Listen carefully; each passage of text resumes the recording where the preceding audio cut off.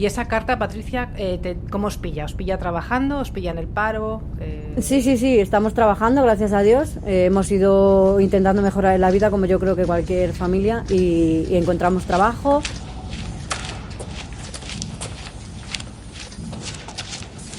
El ambiente que rodea a Patricia estos días no debe ser muy distinto a la casa gigante en la que decenas de elfos perfectamente sincronizados organizan los regalos de todo el mundo para que lleguen a tiempo.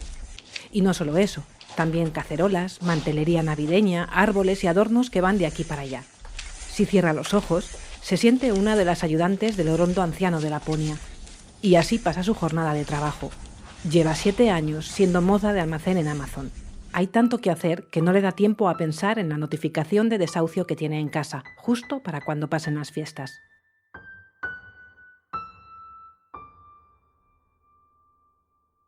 Cuando lo recuerda, sigue sin entender cómo es posible, si ahora están bien, si hay 4 sueldos en casa, si ya había pasado lo malo. Cuando hay una relación extraña, no emerge una buena política pública.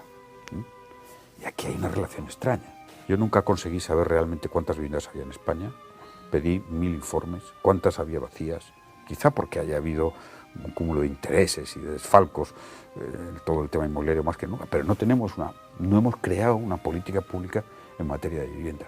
José Luis Rodríguez Zapatero fue presidente de España entre 2004 y 2011.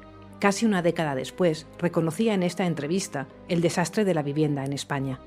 Le tocaron los peores años. En 2008 explotó la crisis mundial, precisamente porque reventó la burbuja inmobiliaria, primero en Estados Unidos y, como pasa siempre, después en el mundo entero. Aquí lo llamamos la crisis del ladrillo.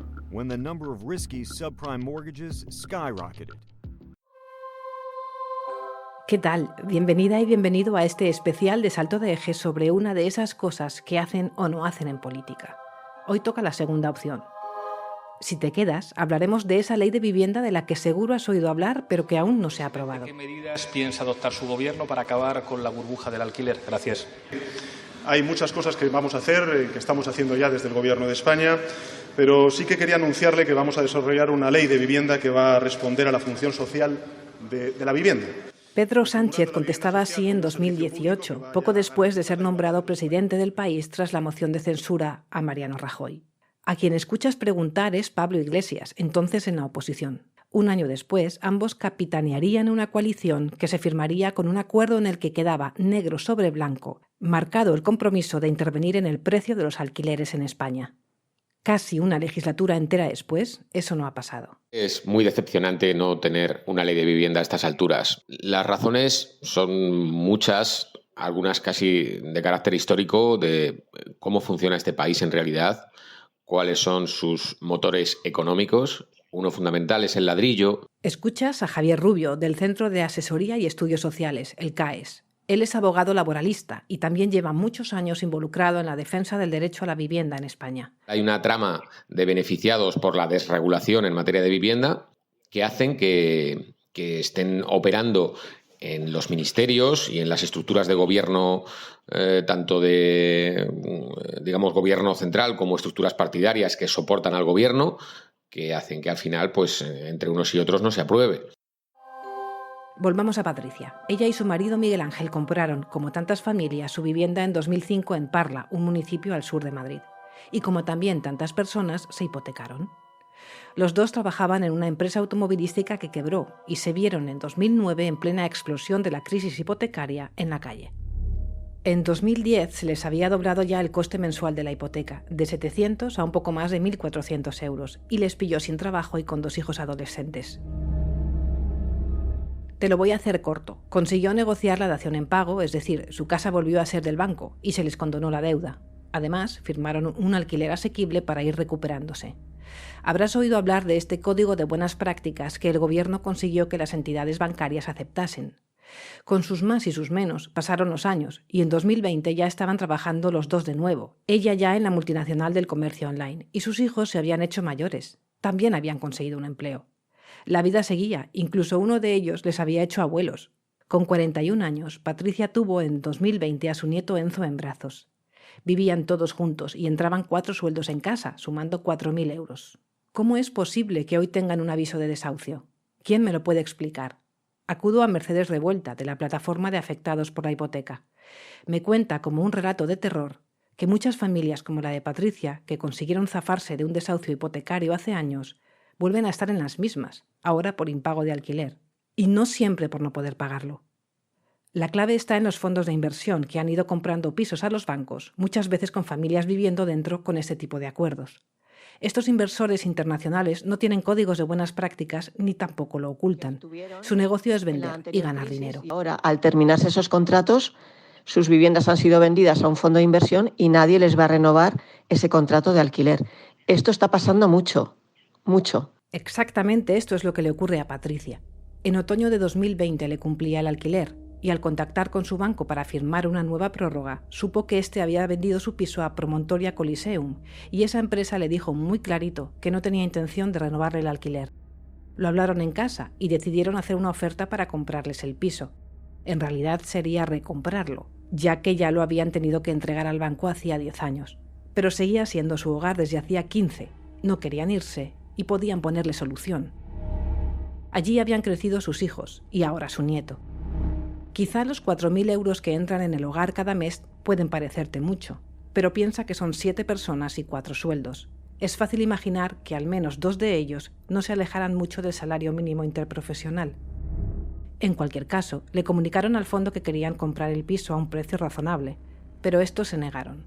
Cuando yo a la gente le pregunto, porque la gente está viendo la tele y hablan de ocupaciones y yo le digo, mírame, tú en mí ves a una delincuente, mi familia, ¿tú crees que somos unos delincuentes? Y ahora mismo somos ocupas de nuestra casa, porque no tenemos contrato, porque no tenemos un documento que diga que estamos legalmente viviendo en ella, con lo cual somos ocupas de nuestra casa. Y esto no debería de ser así, porque llevo 17 años viviendo en ella. Basta ya de meter a todo el mundo en el mismo saco, porque hay 1000 razones y hay que saber la historia de cada familia. Y así llevan 2 años, desde 2020. Su fecha prevista de desahucio es el 25 de enero y están intentando que se anule por mala praxis jurídica. Ni siquiera fueron bien notificados y se celebró un juicio sin que la familia lo supiera. Es difícil pensar que estas Navidades Patricia tenga ganas de celebrar nada, pero en su casa su gente insiste. Mis nueras van a ayudarme y vamos a hacer un hojaldre de relleno de solomillo o algo así. Y bueno, pues aunque yo no tengo ganas, tengo que hacerlo por ellos. Escuchando a Patricia me asalta una duda que en realidad me lleva persiguiendo tiempo. ¿Somos conscientes del alcance del problema del acceso a vivienda en España? Porque su familia ahora mismo no sería una de las que consideramos vulnerables, y sin embargo un fondo les está echando de su casa. A veces pienso que desde el periodismo no ayudamos mucho hablando únicamente de cifras de desahucios, que eso nos aleja mucho de la realidad al no sentirnos concernidas o concernidos. En el último barómetro del Centro de Investigaciones Sociológicas, el CIS de noviembre, la vivienda ni siquiera está entre los 10 problemas que más nos afectan, según esta encuesta. Necesito compartir esta duda y le pregunto a mi tocaya Mercedes. Hemos pasado de 2013, en que el Parlamento Europeo da el premio Mejor Ciudadano de Europa a la PA, a la Plataforma de Afectados por la Hipoteca, por su buen hacer, por su organización, a que en estos momentos, si salimos a la calle a hacer alguna acción o alguna reivindicación, puedas encontrarte con una persona que te espete, oye, a ver si pagáis también vosotros vuestra hipoteca, que a mí me está costando mucho pagar la mía. Claro que te está costando mucho pagar tu hipoteca. Es que no es normal que estemos tardando 30 o 40 años de nuestra vida en pagar el piso de 70 metros que estamos comprando. ¿Quién pone esos precios tan altos? Es que tampoco es normal que nos cueste tanto pagar un alquiler alto que estamos pagando, que la gente a duras penas hace otra cosa que trabajar, y trabajar para pagar el alquiler. Claro que tenemos un país de ciudadanos que están enfurruñados consigo mismo y con el mundo mundial. Oye, ¿y tú que me estás escuchando hoy? ¿Cuánto tiempo le dedicas a pensar en cómo pagar tu alquiler o tu hipoteca? ¿Cuánto modifica esta necesidad tu día a día? Voy a hablar con mi amiga Conchi García. Tiene 47 años y lleva toda su vida de adulta viviendo en Madrid. Con sus altos y sus bajos, no le ha faltado trabajo y, sin embargo, financiarse un sitio donde vivir sigue siendo hoy en día una de sus preocupaciones principales. Lo hemos hablado muchas veces. Y ella fue un sablazo de alquiler. No había muchas opciones y bastante caro, la verdad. Hace 15 años. Hace 15 años, sí. Y posteriormente, bueno, pues luego de esa pareja, pues yo me fui a vivir sola y aquello ya fue, eso justo fue el año 2009 y fue, pues los precios estaban súper altos, pero bueno, la verdad es que había bastantes más pisos que anteriormente, pero bastante más caros. Pero bueno, pues las condiciones laborales que tenía entonces, un salario fijo, un contrato indefinido y eso pues me permitieron, pude alquilar. Como luego vino enseguida la bajada de precios de los alquileres, me lo bajaron, sí que se negoció y pudieron bajármelo. Espera, pero cuéntame eso. ¿Cómo es? O sea, estamos en el 2009, ¿no? Más o menos. 2009, sí. Empecé pagando 720 euros. ¿En qué zona de Madrid? Entre Malasaña y Conde Duque. Malasaña, Conde Duque, 40 y tantos metros, muchos de pasillo, interior. Y entonces dices que te bajaron el precio, pero hubo una sí, época en que bajaron los precios, ¿o cómo? Bueno, el año siguiente que ya empezaron, pues fue como flagrante el tema de la crisis económica y empezaron a bajar los alquileres de manera generalizada. No negocié una bajada de alquiler y lo conseguí, la verdad. Vámonos de nuevo al 2020. Estamos en otoño y metidos de pleno en las primeras olas de la pandemia. Conchi ya lleva 11 años en su piso pasillo de Madrid y se le acaba el contrato, que iba renovando anualmente desde 2009. La última prórroga tácita, que es como se hace anualmente de manera tácita, pues en febrero hubo que renegociarlo, todo se ajustó. ¿Y a ti cómo te pilló la negociación laboralmente? ¿Dónde estabas? Pues bastante regular, porque en ese momento, bueno, regular, estaba de autónoma, estaba como freelance. Y es verdad que lo que pasa es que, ¿sabes? Esas cosas son difíciles de medir. Es decir, pues hay meses que facturas más y otros menos, pero bueno, en cualquier caso, y pagando impuestos y seguridad social, yo creo que no sacaba más de 1.600 al mes. ¿Y tenías en esa cuántos temporada? años? Y pues en el 20 pues tenía 45.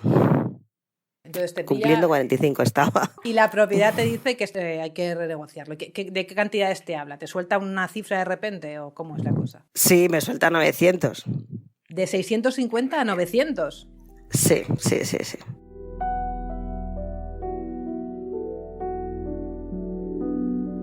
Por aquella época era ministro de Transportes y Vivienda José Luis Ábalos y por lo tanto era el encargado de redactar en el seno del Ejecutivo el borrador de esa ley que se había anunciado y celebrado en el seno de la coalición.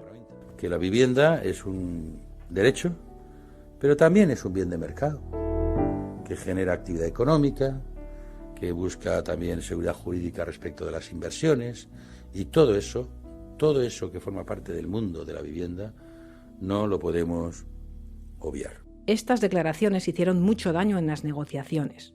¿La vivienda es un derecho a proteger, como dice la Constitución, o es otro negocio más? Aquí está el nudo gordiano de lo que está pasando. Hay 2 artículos en la Constitución española que se argumentan. El 47, que promulga el derecho a una vivienda digna, y el 33, que a su vez asegura el derecho a la propiedad privada.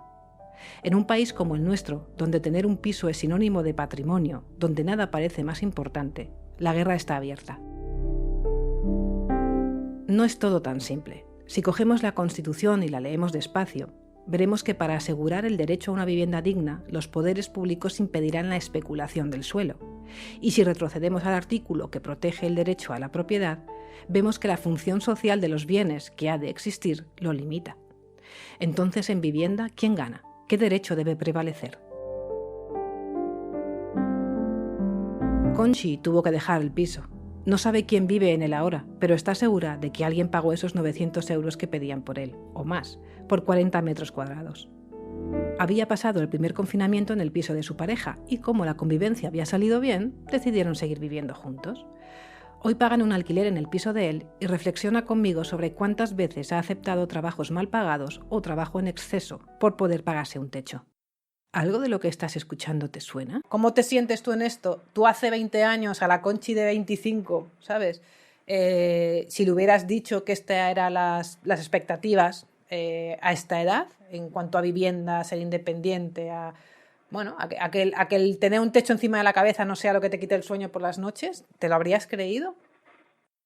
No, yo creo que no. O sea, no, en aquel contexto me imaginaba de otra manera, ¿no? Es decir, es que yo incluso lo comentaba con amigos, es que mis salarios ahora pueden ser más bajos que los que tenía hace 15, 20 años, ¿eh? Más Pues bajos en técnico términos absolutos y también en capacidad adquisitiva, por supuesto, ¿no? O sea, se juntan las dos obviamente. cosas, ¿no? Y mientras todo esto le pasaba a Conchi, a Patricia y a su familia, la ley de vivienda seguía sin llegar. En agosto de 2021, el ministro de la Presidencia, Félix Bolaños, compareció para hacer balance de la actividad normativa del Gobierno y anunció las próximas leyes que se iban a aprobar. Vamos a aprobar la Ley de Formación Profesional. Vamos a aprobar la Ley de Ciencia. Vamos a aprobar la Ley de Creación y de Crecimiento de Empresas. Vamos a desarrollar la Ley Educativa con todos los contenidos curriculares. Vamos a aprobar la reforma laboral. Vamos a aprobar la Ley de Vivienda. Y vamos a aprobar la ley de 5G, que va a poner a España a la vanguardia. De estas 7 leyes que cita, todas ya están en vigor, todas están publicadas en el BOE, menos una. Y vuelvo a preguntarme, ¿por qué no tenemos aún ley de vivienda en España? Te presento a Verónica Barroso, de Amnistía Internacional. Sí, has escuchado bien, de Amnistía Internacional. Realmente es una vergüenza.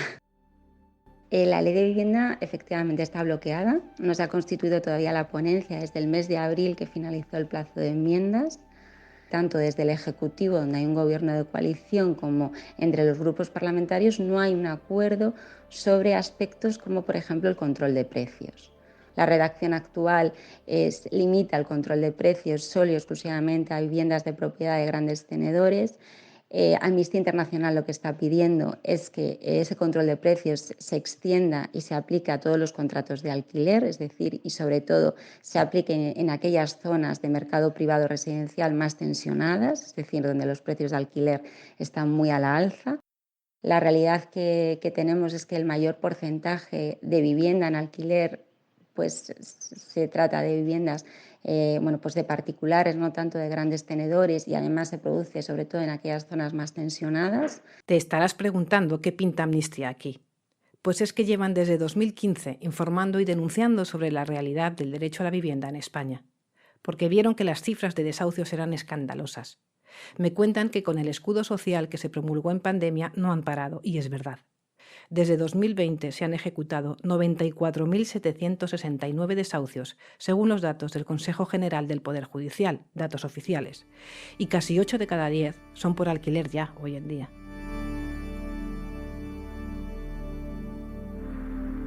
¿Por qué pasa esto si en teoría están parados? Pues porque este escudo social tiene la forma de un decreto que es interpretable en los juzgados y no hay nadie que obligue, por ejemplo, a las comunidades autónomas, que son quienes tienen la competencia de vivienda, a dar una alternativa habitacional a las familias que no pueden pagarse una. Nadie está vigilando, porque no hay ley. En febrero de este año, el borrador de la Ley de Vivienda llegó al Congreso y es un buen ejemplo de lo que te cuento muchas veces aquí semana a semana. Que un anteproyecto de ley se presente en el Consejo de Ministras o incluso que inicie su trámite parlamentario en el Congreso no es para nada garantía de que vaya a prosperar. Hace 2 semanas, Raquel Sánchez, que relevó a Ábalos en la cabeza del Ministerio en 2021, negaba la mayor. Que no está la tramitación de esta ley bloqueada, nunca lo ha estado. Saben ustedes que desde que la remitimos a Cortes para su tramitación parlamentaria se presentaron más de 800 enmiendas. Aunque al poco lo reconoció. Es cierto que esperábamos tener esta ley aprobada antes de finalizar el año. Puede que no sea así, puede que no sea antes de finalizar el año, pero en cualquier caso sí que esperamos y confiamos que sea a principios del año que viene.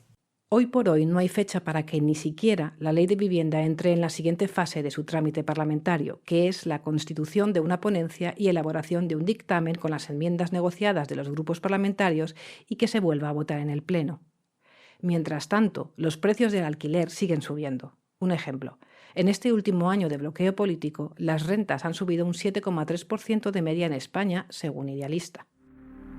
Habrás escuchado hablar del límite del 2% que activó el Gobierno en abril de este año. Se trata de una medida que aún no sabemos si se ampliará para 2023 y que solo afecta a las actualizaciones de renta del IPC de los contratos en vigor.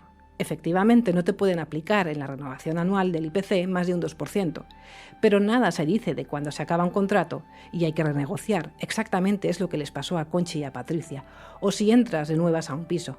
Ahí sigue marcando la pauta del mercado, a la espera del trabajo de los parlamentarios. Es responsabilidad del Estado, es responsabilidad del ministerio que lidera esto, que es el Ministerio de Transportes, es responsabilidad del Ministerio de Hacienda, que tiene que dotar de una serie de presupuestos para que efectivamente una ley orgánica de esta naturaleza se pueda implementar y se pueda cumplir con ella a nivel autonómico, porque las competencias están transferidas, y es una responsabilidad también del Poder Legislativo, de los grupos parlamentarios que, más allá de ideologías, tienen que ponerse de acuerdo en esto, porque es un bien necesario, un bien fundamental, y España está vulnerando e incumpliendo sistemáticamente. Hay 8 condenas, que son muchas. Nos encontramos muy por debajo de la media europea. La vivienda social que hay en España supone un 2,5%. Eso está muy por debajo del resto de países europeos como Francia, Alemania, etc.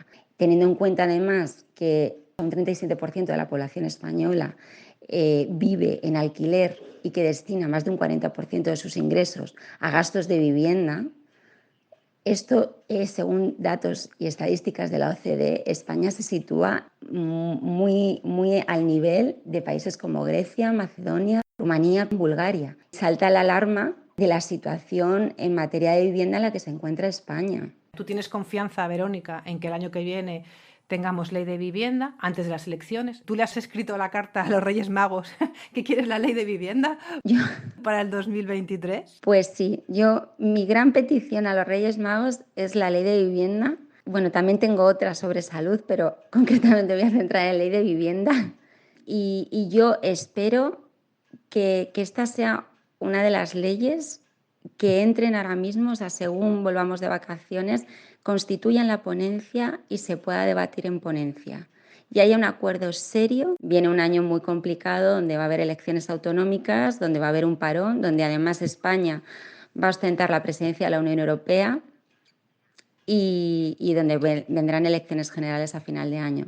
O sea, yo creo que también es importante recordar a España que para ostentar esa presidencia de la Unión Europea convendría tener una ley orgánica que regule el derecho a la vivienda de acuerdo a los estándares internacionales. Buen apunte ese. Llegar al semestre de presidencia europea en julio de 2023 sin esta ley, cuando se incluye en planes nacionales de derechos humanos en curso y se presume de ser el gobierno más progresista, quizás no quede bien en el palmarés. Para Javier Rubio, en cualquier caso, la ley no es la panacea. Debe mejorarse aún bastante. Tal y como está redactado el borrador de la ley de vivienda, no se van a parar los desahucios de un día para otro, tampoco se van a limitar los alquileres de un día para otro y, por supuesto, no va a haber vivienda pública para todos de un día para otro, porque, entre otras cosas, esa vivienda pública tiene que comprarse o tiene que construirse, porque no existe ahora mismo, ¿no? Y todo eso son procesos de largo recorrido. Por lo tanto, ¿la ley de vivienda es necesaria? Sí. ¿Va a solucionar el problema de manera inmediata? No. Va a ser una ley, si se aprueba, una ley de bases, digamos, o una ley marco, para que luego sean las comunidades autónomas las que a partir de ahí avancen en concretarlo y aterrizarlo a suelo. Quizá te he dado una idea equivocada de Javier. Aquí sonaba muy serio, y lo es, pero te diré también que es un optimista. Él está convencido de que somos conscientes de lo que está pasando y que esa es la palanca de cambio. La gente no es tonta. Sí que existe un conocimiento de que el problema de la vivienda es transversal, que es inaccesible, que la gente no se puede emancipar, que el que se queda soltero con hijos tiene un problema muy grave, que la gente mayor con las jubilaciones que tienen, salvo que tengan una vivienda en propiedad, lo tienen muy complicado y que la vivienda social y pública es muy necesaria. De hecho, en el último CIS, que se ha publicado hace muy pocos días, sí que aparece ya la vivienda como una de las mayores preocupaciones en algunas poblaciones. Si miramos la última encuesta pública de intención de voto por comunidades autónomas, es cierto que en regiones como Madrid, Canarias, Baleares, Valencia o La Rioja nos declaramos totalmente insatisfechas e insatisfechos con el acceso a la vivienda. Podría ampliarse la lista, porque allá donde no hay elecciones el año que viene no se ha preguntado, pues Andalucía, Cataluña o Galicia. Estamos otra vez con Patricia, Miguel Ángel, sus hijos y sus nueras en su casa de Parla. Están estos días intentando mantener la normalidad y me cuenta que Enzo, el pequeñajo de 3 años que le arranca, según me cuenta, una sonrisa cada día, pues quiere lo normal. Quiere que Papá Noel le traiga algo. El regalo que nosotros le vamos a pedir a Papá Noel para él es un set de plastelinas de la Patrulla Canina. Él es un loquito de la Patrulla Canina.